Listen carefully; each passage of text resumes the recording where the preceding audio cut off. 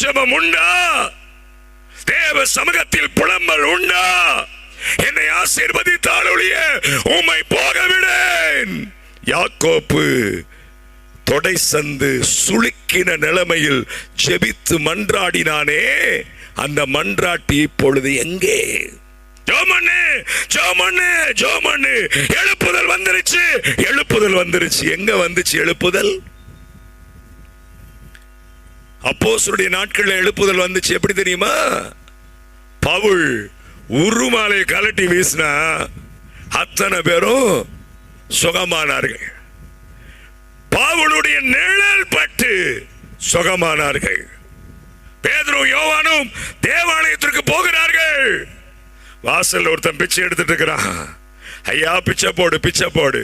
ஏய் இங்க பாரு, நான் உனக்கு கொடுக்கிறதை கொடுக்க போகிறேன்.